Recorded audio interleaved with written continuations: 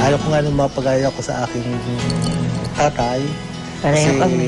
Kasi ang tatay ko babaero eh. Ayaw kong mangyari sa aking mga anak, yung nangyari sa aking ama't ina na sila ay naghiwalay.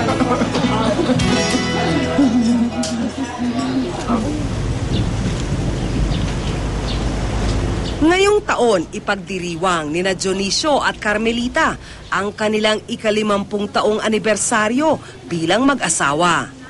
Kami naman nagkaaway din, pero hindi naman yung away na hindi na kayo magbabati. Away na parang kumisang nagtatampuhan. Sa isang piyestang bayan nagkakilala sina Dionisio at Carmelita noong 1962.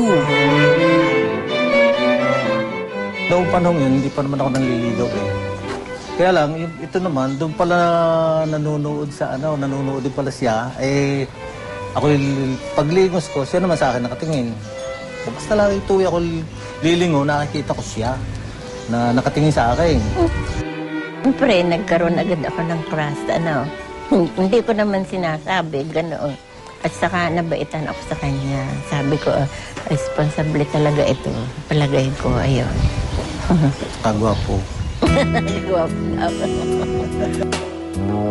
Mula noon ay madalas nang bumisita si Dionisio kay Carmelita. Taga San Antonio, Quezon si Dionisio at sa Malvar, Batangas naman si Carmelita. Yun nga, pag ito'y bumibisita sa amin, yung lolo ko nga, galit na galit. Dahil ito sobrang tagal. Halos maano na nga ito, halos mataga na nga.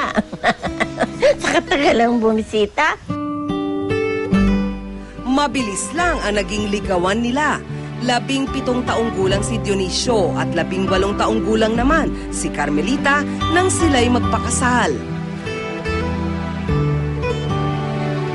Tulad ng bawat relasyon, may mga pagkakataon na sinubukan ang tatag ng kanilang pagsasama.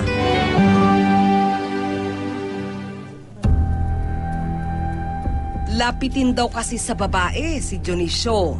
Yun talagang marami. Yung sila ang nagbibigay ng motibo eh. Ngayon kaya hindi ko naman sila pinatulan.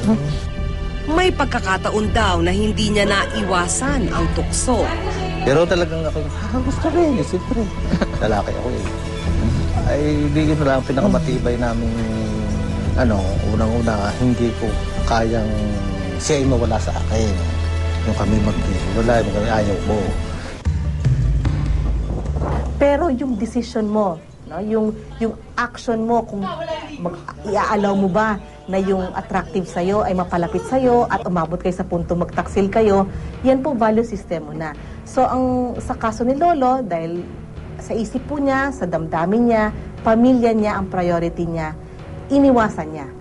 Kailangan daw na mas bigyan natin ng pansin ang ating mga pamilya. Tayo talagang mga Pilipino ay familistic. Mataas na pagpapahalaga sa pamilya. Sa mga katuwid, dapat sa pamilya ay magbigay ng isang uri ng ehemplo ng pagmamahalan, talaga matibay na pagmamahalan sa isa't isa. At ang higit na time ay maibigay sa pamilya. Mas lalong nasubok ang relasyon ng dalawa noong magtrabaho sa Saudi Arabia si Dionisio bilang truck driver. Kasi marami nababalitaan ako nasisira ang pamilya dahil nga malayo, sabi ko, may awa ang Diyos, siguro naman kako, ito talaga, ang nito, iniisip lagi, kami. Ang pangarap na magandang buhay para sa pamilya ang dahilan kaya hindi raw nagtaksil sa asawa si Dionisio. Yun ang isip ko ay marami akong anak na umaasa sa akin. Nilalabanan ko yun talaga.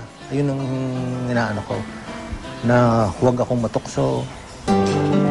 Maaga mang natali sa responsibilidad ng dalawa, hindi ito naging balakid upang itaguyod ang kanilang pamilya. Nagkaroon sila ng 6 na anak at lahat nakapagtapos sa kolehiyo. Mayroon sa kursong commerce, education, computer technology, nursing at medicine. Sabi nila sa amin, wala daw silang maipamamana kundi ang edukasyon dahil wala silang lupain, hindi sila galing sa mayamang pamilya, kaya yung education ay napakahalaga sa kanila.